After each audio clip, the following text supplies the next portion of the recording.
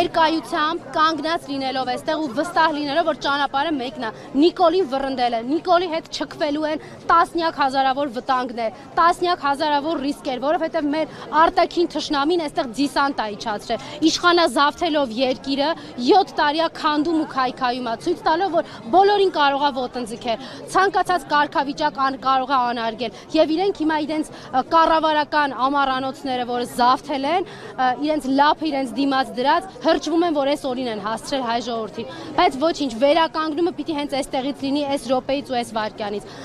Չի կարող Սրբազանը ենթարկվել են թղթին, որը ապօրինի է, եւ ակնհայտ է իրենք ինչ են ուզում անել, հատ դիմադրության օջախները կոտրել։ Չի կարող այստեղից մարդ գնալ, չի կարող հայ Սրբազան կալանավորվել, որտեղ որևէ անօրինական բան տեղի չի ունեցել։ Բանտերը արդեն տասնյակ քաղբանտարկյալներով լիքն են, տասնյակ քաղբանտարկյալներով։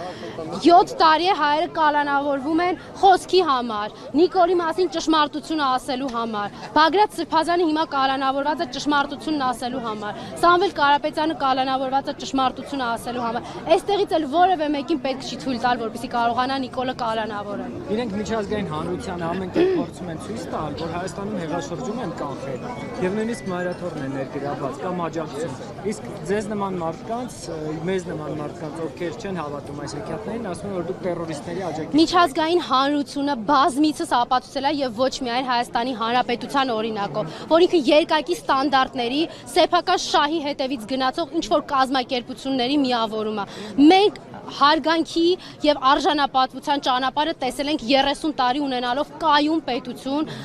կայուն արժեհամակարգ եւ արժանապատիվ գլուխներս բարձր ներկայացել ենք միջազգային հանրությանը, ցույց տալով, որ մեր շահը քաղաքակրթական շահ է եւ մեր շահի հետևից գնալու ենք։ Մենք 2018 թվականից ծաղրի առարկա ենք, որովհետեւ կարողացել են մեզ խաբել, ասել թե իբր ժողովուրդն է հեղափոխություն արել։ Հայաստանում 2018 թվականին իրական հեղաշրջում է տեղի ունեցել։ Ցավոք, այո, մենք ժողովուրդով չենք կարողացել դա կանխել։ Հիմա Նիկոլ Փաշինյանը այդ հեղաշրջման հերթական արարի հետևից է եկել, հերթական փուլի հետևից է եկել, զավթելու Սուրբ Էջմիածինը։ Այ մենք սա պիտի կանխենք։ Նիկոլի ահաբեկչությունը այսօր հայ ժողովուրդը, ովքեր որ Էջմիածնում են, իրենք եկել են կանխելու Նիկոլի ահաբեկչությունը։ Այս իրավիճակում իմպիչմենթի գործընթացը ավելի քան անհրաժեշտ չի դառնում։ Րոպե առաջ անհրաժեշտ է սրան վռնդել։ Րոպե առաջ եւ հանրապետական կուսակցությունը պատիվ ունեմ խմբակցությունը այդ քաղաքական պատասխանատվությունը ստանձնել է։ Ցանկացած ձևով ու մեթոդով այս հարցի կարգավորումը պետքա տալ։ Ինքը պիտի օր առաջ չլինի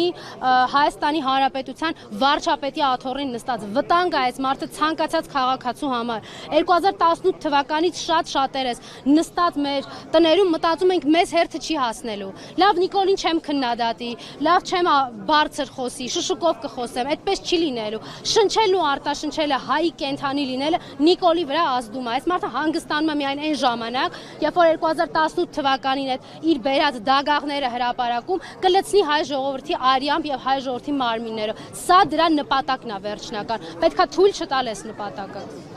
2018 թվականին, երբ որ հանրապետական կուսակցությունը ամենայն ազգաթոյկոսի պաշտպանության վերաբերյալ այդ նախագիծը ներկայացրել էր, նույնիսկ ընդդիմադիր ներկայացող որոշ ուժեր խորհրդարանում ձեռնպահ քվեարկեցին։ Հիմա նույն իրավիճակն է մոտավորապես։ Մենք գիտեք ինչ ենք այս իրավիճակում հայտնվել, որովհետև շատ մարդիկ պիտի անկեղծ խոսենք։ Արդեն ժամանակը անցել է ցանկացած տեսակի նյութ թաքցնելու։ Շատ մարդիկ մտածում էին, որ 2018-ին ճանապարհում էին հանրապետականին։ 2021 թվականի ընտրությունները դրանք փրկության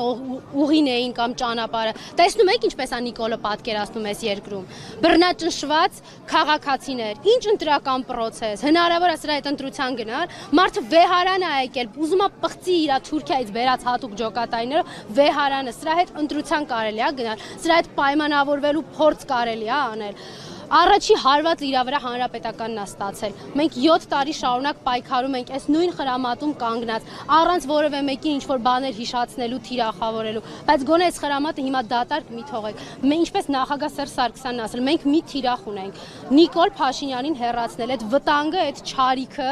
այդ կապիտուլյանտը, որ հիմա եկել է ուզում է նաև կապիտուլացնի Սուրբ Էջմիածինը, մենք պետք է թույլ չտանք, սրան պետք է վռնդել ուղղակի։